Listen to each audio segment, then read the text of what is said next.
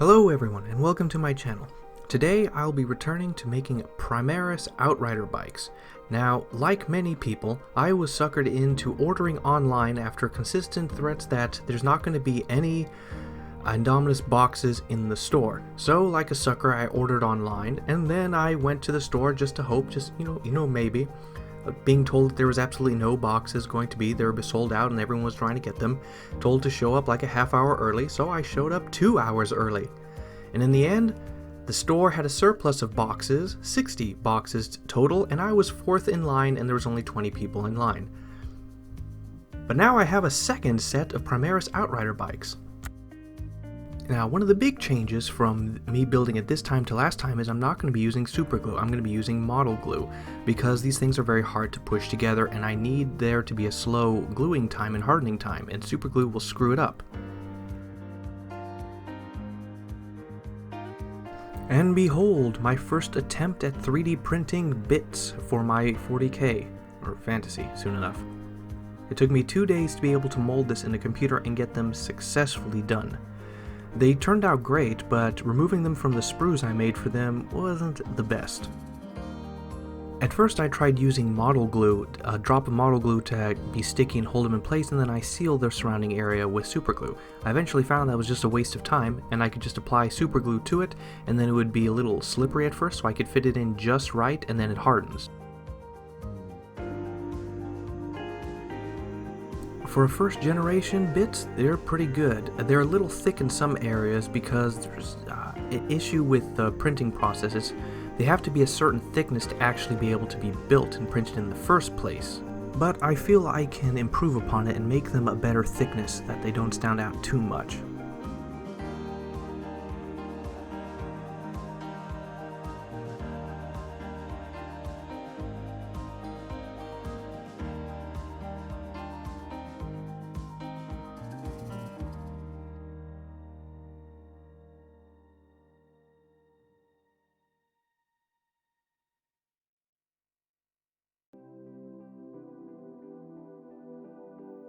And now with some green putty, I'm going to use this to fill in the gaps. I'm not going to use the modeling putty because that just doesn't cut it.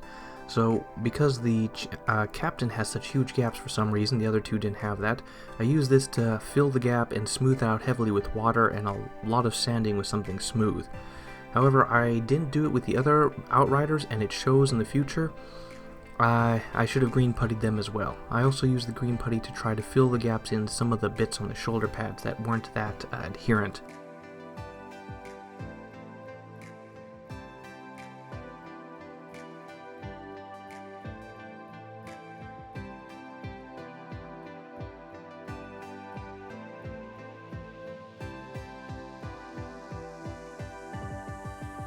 And then with Liquitex modeling putty, I'm first going to coat the bases in it. Now, what I learned from the last time I made this is I need to make this putty thick to apply it on fully so that there can be tread tracks in it. And once that is done, I'm then going to take a little sponge and then I'm going to tap onto all the armor. This is something I did with my Primaris before, and I like the effect because it's very good to go along with dry brushing. It adds, the armor is perfectly smooth, but this adds a little bit of texture on it, and I like the effect in the end.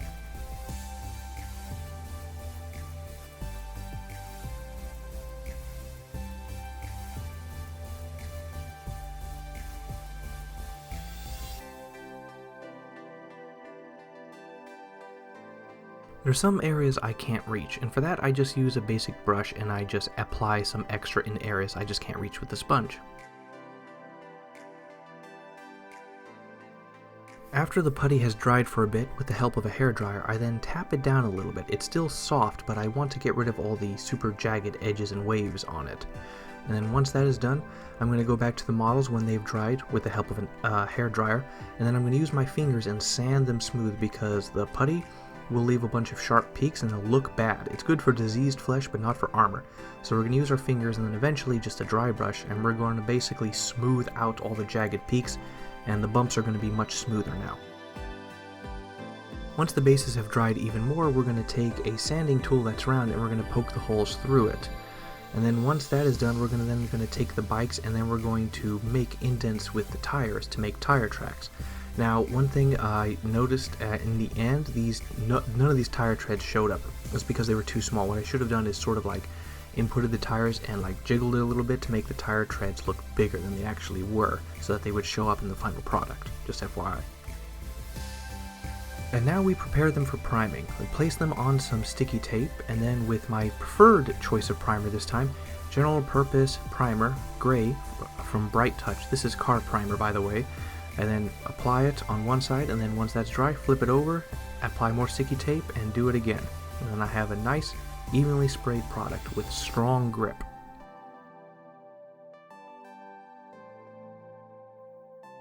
And now with Celestra Gray, we're going to paint the entire model in this. We're going to use an airbrush to make sure the coat is completely smooth, but this is going to be our foundation layer for all the armor and for the vehicle.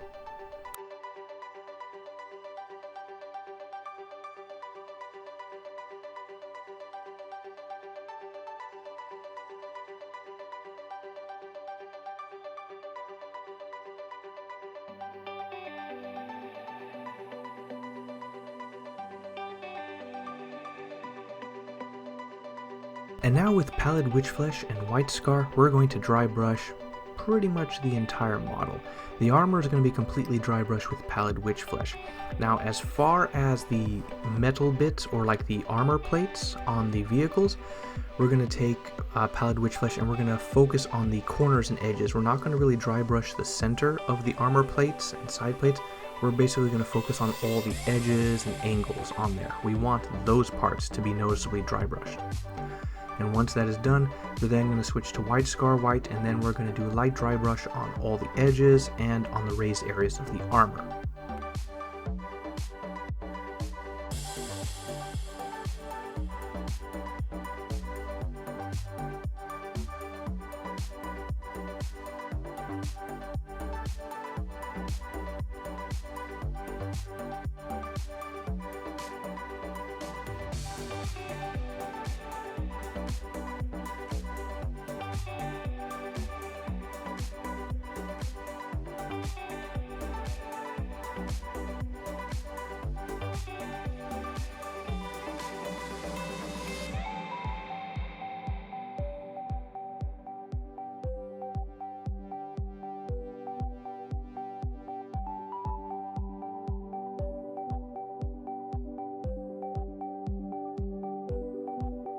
And now with Pallid Witchflesh and a 1-to-1 mix with Lamian Medium, we're going to carefully spray all over the model. Now, we're going to go back to this, and the White Scar White edges and highlighting is going to show through, but it's going to be tempered down with this, and we're going to focus on spraying the centers, not the edges. And this is going to really smooth out all the colors. We're going to keep all the edges and highlights and everything. And we want to focus on doing simple layers. We don't want to completely cover it in this. We want it to still be translucent, but this is going to fix up all the dry brushing, any issues with it or imperfections.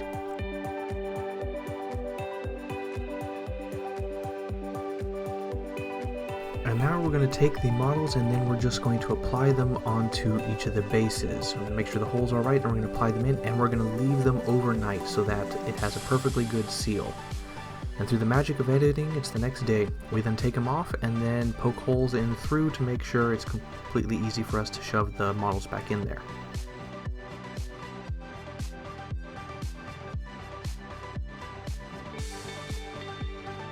And now with Doombull Brown, Mournfang Brown, and Agrax Earthshade, we're going to paint all the leather pieces. Starting with Doombull Brown, we're going to paint the round cylinder canisters that they have on their hips, as well as the seat cushions.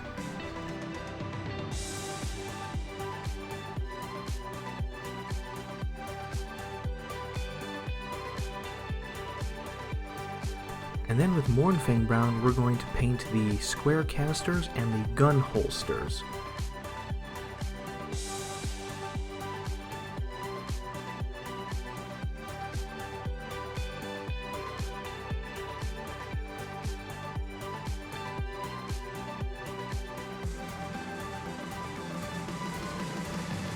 And then with Agrax Earthshade, we're going to coat the Doombull Brown and the Mournfang Brown. And then once that has dried, we're then going to use the shadows created by it and follow that as a guide, and then reapply Mournfang Brown and Doombull Brown in the appropriate places for highlighting.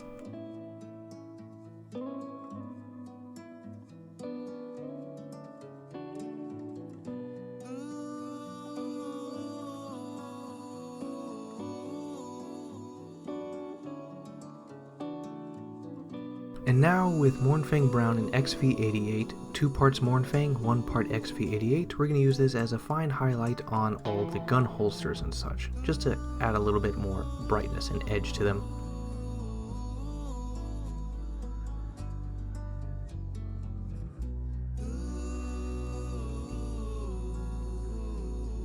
And now we venture into experimentation. I have no idea what I'm doing, but I'm going to use Blood Angel's contrast paint, and I'm going to use this as the red. It's a nice bright red. And so I'm going to apply it all over their chest pieces, the pauldrons, the bits, the guns, basically everywhere where there is red. Now because we've done all that dry brushing, pre-shading, all that stuff, the weapons will all be naturally highlighted already.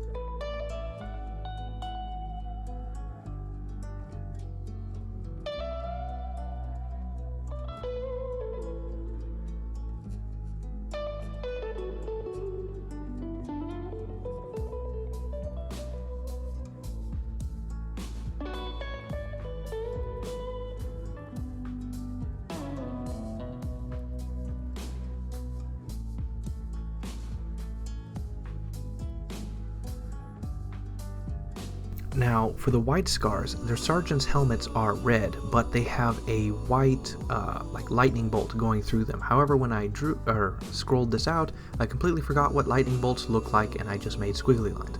But basically what I did is I took the Blood Angel's flesh because it's or Blood Angel's contrast paint because it is so smooth, and I drew simple fine lines with it. And once I had the barrier, or the lines drawn out, I then just painted the rest of the helmet. And I did that with 2 coats of Blood Angel's red. And now with Uriel yellow and Ayanden yellow contrast paint, I then paint the bits and stuff. I start with Uriel yellow to paint the inside sections and the lightning bolts. And then I used the Ayanden yellow, I got these names, the yellow contrast paint in order to fill them in and add some shadow. And then once that is done, I then went back with Uriel yellow and then I highlighted in various areas.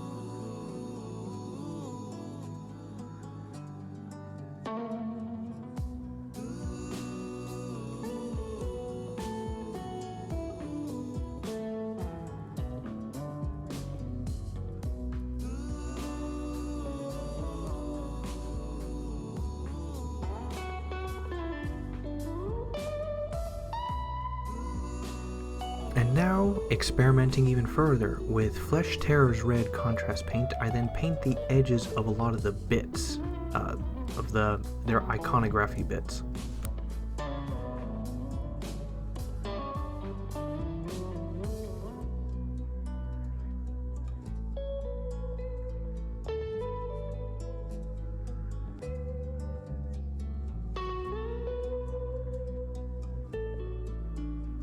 And then with Steel Legion Drab, Baneblade Brown, Agrax Earthshade, and Rhinox Hide, we're going to paint the purity seals. First I'm going to start off with a base layer of Steel Legion Drab, and then I'm going to highlight like 90% of the purity seals with Baneblade Brown afterwards, avoiding the deepest darkest recesses and the folds.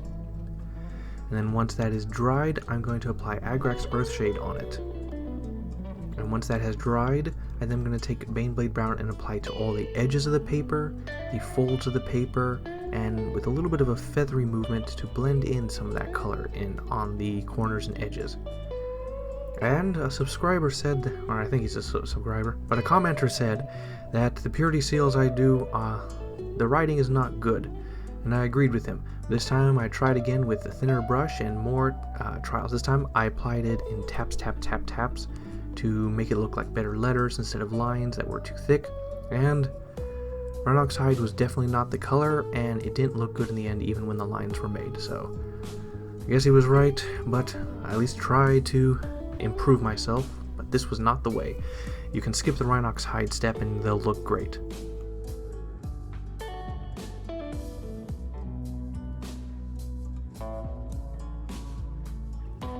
And now with Cadian Flesh Tone, Skeleton Horde Contrast, and Kislev Flesh, I'm going to return to doing something I can do right, which is skin apparently, or at least faces. So with a base layer of Cadian Flesh Tone, we're going to apply this to the Sergeant's baby face. And then once that dries, we're then going to take a thin, watered down layer of Skeleton Horde Contrast paint and apply it all over, focusing mostly on the eyes and the frowny face. And once that is done, we're going to go back to Cadian Flesh Tone and we're going to basically paint like 95%. Only like in a few areas do we want to see Skeleton Horde Contrast in. And once that is done, we're going to start adding some layers. We're going to do 2 parts Cadian to 1 part Kislev. And we're going to apply highlights first on the nose, so you can easily fix that if the color is too much of a contrast. And we're going to apply it on all the highlighted areas, like 90% of the model, or the head is going to have this. And once that is done, we're going to shift to a 1-to-1 Cadian and Kislev and apply it over. When going to the head, we're going to do like a feathery or just draw lines and stuff, because lines are easier to blend in the flesh. We're never going to go to full Kislev. We're always going to keep mixing in more Kislev and less Cadian. So try with whatever mixes you like. You can add more layers or more in between color ratios to try to get this color even smoother, but I liked what I did. And these are Primaris. I mean, come on, they're babies. I mean, they're baby-faced. They've only been around for like a century in the lore. I mean, come on.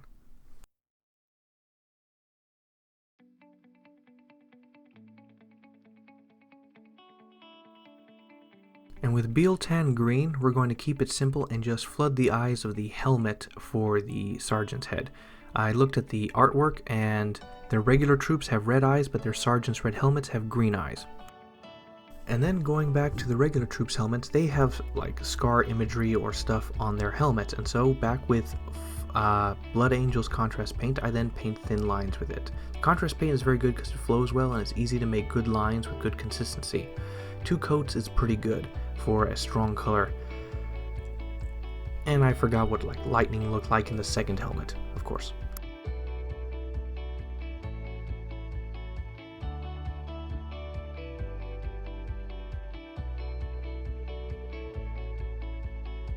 Alright, according to lore and iconography, all the sergeants have on their right pauldron, or foot armor thing, I don't know what it's called, they have their company symbol on it. In this case, I'm painting him in 3rd Company White Scars. And also, every squad on their left shoulder pad, or knee pad, they have their squad markings. And I looked for, I can't remember which squad this is, it's like 3rd or 6th squad.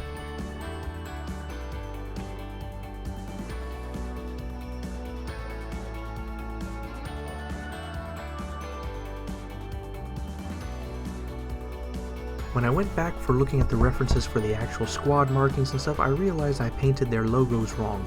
So I went back and fixed it, and I was going to try with Blood Angel's contrast paint to just apply the red on there so that like the edges will be highlighted and the center will be dark. This didn't go well. And now with Elmer's gel glue, I prefer the gel because it's like thick and sticky. I'm going to apply this all over the bases to accept the flock.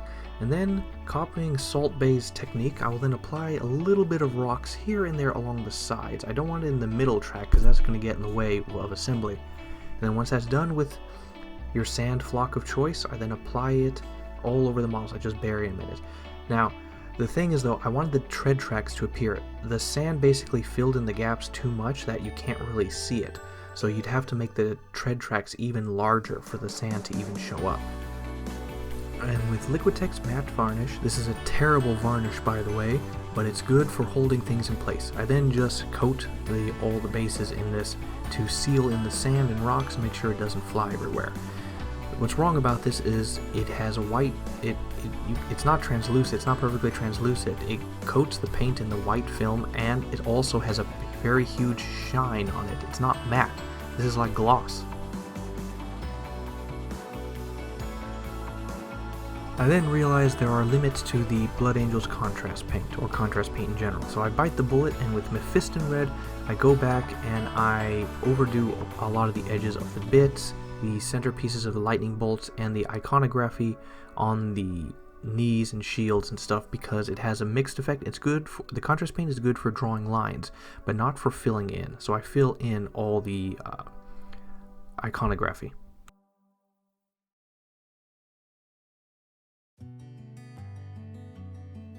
And now with AK Interactive Ultra Matte Varnish, we're going to apply this all over the model, via spray to get in everywhere. This is going to tone down all the shiny stuff and make everything a very strong matte, and it has a very nice effect on metal and armor.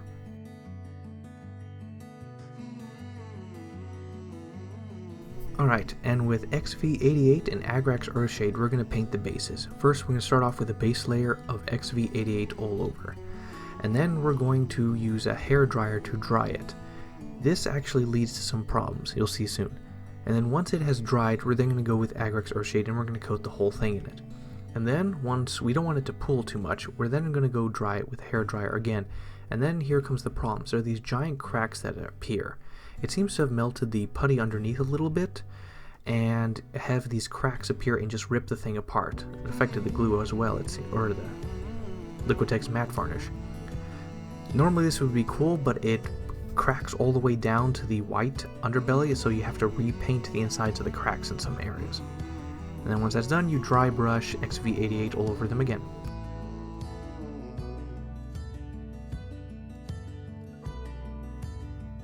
And then with Lead Belcher, Iron Breaker, spoiler, I actually don't use this paint, Skeleton Horde Contrast, and Guilliman Flesh Contrast paint, we're going to paint all the metals. We're going to start by painting every single metal piece Lead Belcher. All the pipes, the gun barrels, the teeth on the chainsaw blades, the little buttons on their ammo pouches on the sides, random pieces of metal on the bike.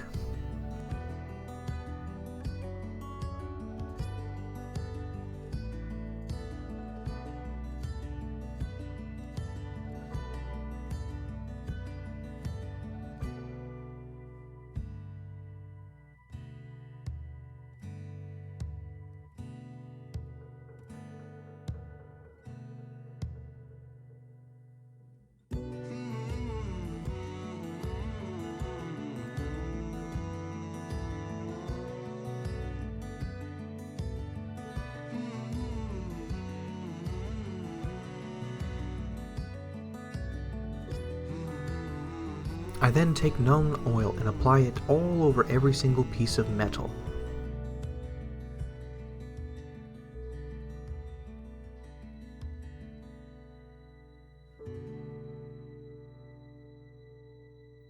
And then with a small and precise dry brush, I then go and I dry brush Lead Belcher all over the metal pieces.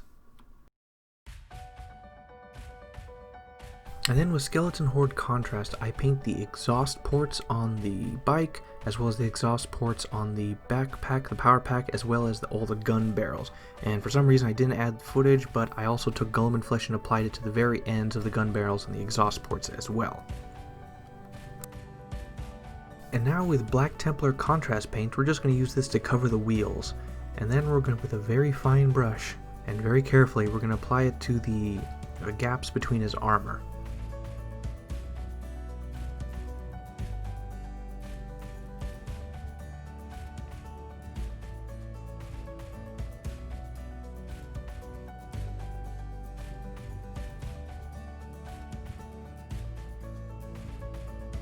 And then with Rhinox Hide, Caliban Green, Mephiston Red, and Mournfang Brown, we're going to finish off the details.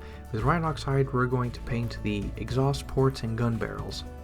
And then with Mephiston Red, we're going to carefully paint all the buttons on their control pads, steering wheels. And then with Caliban Green, we're going to paint the screen in the middle. We move on to final assembly right here, and what we're going to do is we're going to drill and sand the holes through just to make sure there's no obstruction, and then we're going to put the models through them. And then once that's done, we're going to use super glue and place it on the bottom side and seal them in. And then with Mournfang Brown, you can use any color you like. This is just my preferred basing color, and then do all the rims on the bases.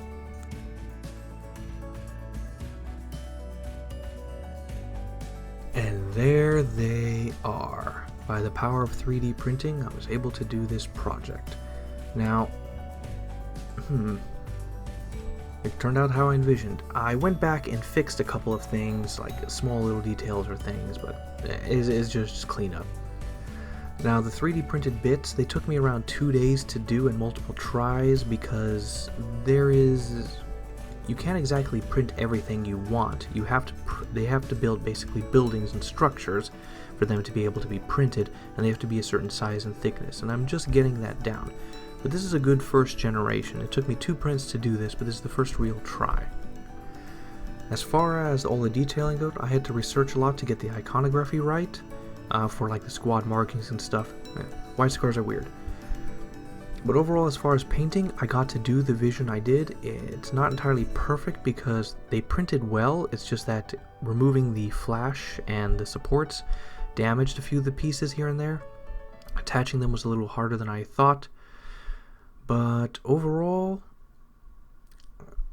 I'm going to have to say the white scars themselves are kind of boring, but the dry brushing attempts and the armor stuff makes them come out more. Also, the Celestia gray undertone really brings out the model. They have a bluish white to them. I'm going to say, even though the bits are really cool, I'm going to say 8 out of 10. It's just something a bit off for me. They look a bit chewy, edible, but they also look really cool. Those bases look really good for what they are. The bits amplify the model greatly. They're clean, their armor looks good, you can see all the detail, the dry brushing goes very well, their armor is nice, it's detailed. It's not just plain simple white, it's highlighted, it's shaded, you can see the shadows, you can see the detail. Their models have a lot of their detail brought out, even though it's quote-unquote white. It was a good experiment with the Blood Angels contrast paint. The contrast paints did very well because of all the pre-shading and stuff underneath, and so that turned out pretty well. Now, overall, I'm going to give myself an 8 out of 10. I'd feel close to a 9, but the bits aren't there yet. My next project will be much better with that. So, leave a comment if you want to comment, share if you want to share it, like if you like the video, nitpick anything you want to say. So my next project is, I have a lot of Nurgle, I have a lot of Lumineth Realm Lords that I'm not going to touch. I have actually a ton of Fire Slayers. Long story. So I'm going to continue on, and my next kit that you're going to see is going to be Salamander Eradicators. Peace.